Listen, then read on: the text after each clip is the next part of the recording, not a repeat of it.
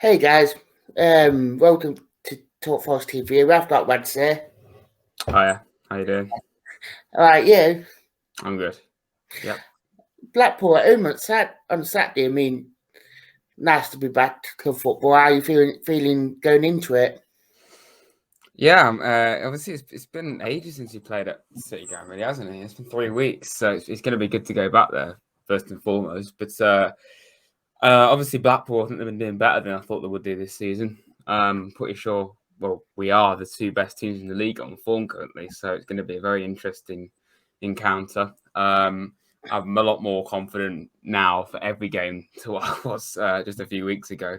So yeah, I can say with confidence that we can actually maybe win these games now, because I think Cooper's showed a lot more enthusiasm and interest than Chris Hughton ever did, to be quite honest. So yeah, I'm excited, to be honest, to just have Forest back, because we had the international break. It just doesn't feel the same. Oh, definitely. I mean, I don't know how you felt, but did you feel like the international break came at the one time, especially with everything what went off before? Yeah, I do, to be fair. I mean, I suppose you could say, well, yeah, 3 games just to get to know the squad and that, but now he's got 2 weeks to just fully knuckle down and just work on some of the very few weaknesses we've shown. I think one of the weaknesses is, he said it himself, is the set pieces.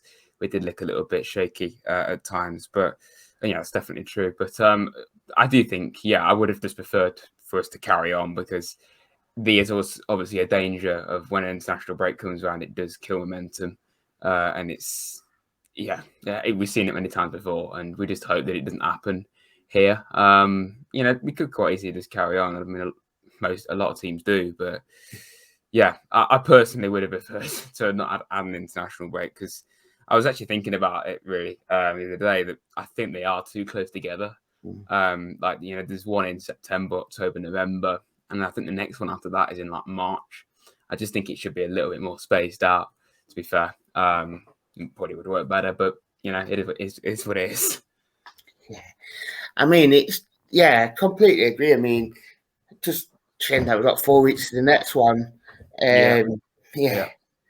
But it's like you said earlier, it's the two informed teams at the minute in the Championship, where Blackpool, you wouldn't have expected it. I mean, and Forest just seem to be picking it up now. So Saturday's game will be very interesting, to say the least, if it knocks one of the form sides out of it, or it'd be a draw. Yeah, definitely. Yeah, I think I had a feeling Blackpool would. I think I said they'd stay up at the start of the year, but I didn't think they'd be fighting for like the top 10, because they've done a lot better than I thought. I think they're also 4 games unbeaten, and they've got some pretty impressive results. Like, I know they beat Fulham, for instance. So, it's not going to be easy at all. I think coming into it, like at the start of the year, you probably would have looked at it and thought, "Wow, that's probably one of the games that we should be winning." But I don't think it's going to be quite as straightforward. But then again, it never is in the Championship, really, is it, with anyone? I mean, it's shown that this season already before the games. Absolutely. Yeah. I mean, it's another game where it comes up against two managers that are really, really keen on youth development. So, I mean, that will be a massive influence, not influence, but it'd be a massive showing on Saturday on how the just to play the kids, really. Yeah, I think Neil Critchley is obviously the Liverpool youth coach before he was at Blackpool, and obviously Steve Cooper's been with England's youth academies, so they're well in tune with it, as you say, and I think that's a great thing. And I saw Cooper said a few times that obviously Championship teams that are successful, they need to have good youth players, and we definitely have that in Johnson and Mighton, etc. So yeah, and Blackpool have a lot of young players in there as well, as we say. So yeah, it's going to be interesting. And it's been the first return of Gabriel since obviously Yeah, so that's a pretty quick return, really, isn't it, for Gabriel? It's not really a surprise that he left, and I still find it. I kind of forgot about Gabriel, really, because you just have how good Spencer's been, and at the start of the year, we were saying, God, are we actually going to have to put it with Bong and Gabriel, as fullbacks? Gabriel wasn't too bad, but it's actually pretty mental how we've managed to just improve those positions so quickly. Just have to get them permanently, really. And I have a feeling that at least one of them will stay, because it does appear to me that Spence wants to stay here, which is fantastic if he can. I mean, Spence been tweeting about it and how much he has been loving the being at the club, and Forest fans took to him as well. I mean, when he first signed, all Middlesbrough fans were like saying that you can have him, but it's proven to be probably one of the best signings of the summer with Lowe. Absolutely, yeah, definitely. It's a shame that him and Lowen, Zinkernagel, for instance, they're on loan and they've been probably some of our best players. But I mean, I think that we can definitely keep at least one of them. I think the fullbacks are the ones we need to keep out of the loan players more than any of them. Obviously, we have 2-2 from Arsenal, but I don't think he's going to really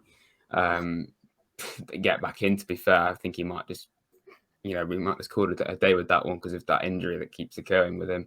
I think it would be tough to keep Zinkernagel, to be fair, because he's probably going to cost quite a bit, especially if Watford were to stay up as well. So yeah, it's going to be interesting to see what happens with that with the loan players for sure. Plus, with that Dagger coming back as well from his race. Obviously, he had 2 weeks now, and Odger, so yeah, it's going to be. I mean, they look pretty good. I saw them against Burnley in the youth game, and they look pretty useful. So it's great that we've got all these options going through. Yeah, definitely. I mean, the fullback position seemed to be the key strength for our at the minute. I mean, the front three, but the wing back seemed to be like the main focal point at the minute first to actually how we do play. Yeah, I mean, I personally would, if I was to choose a formation, I probably would play, four at the back, but I'm always open to changing it, and I do think it's definitely worked with Forest. And if that's what we're gonna have to do, then play it. If we play three at the back and wing backs, like I know Sheffield United, they play that and they got promoted with it. I think Wolves did a few years ago, and they still play that to this day. Both of them. It has been successful in this division before, and I know Cooper. He played a bit of both at Swansea.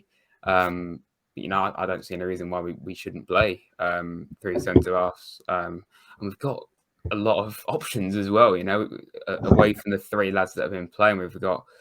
It's a shame about MB So that he's a bit injury prone of late, and that Rodrigo lad that we've not even seen play yet as well. Like, got so many good options available.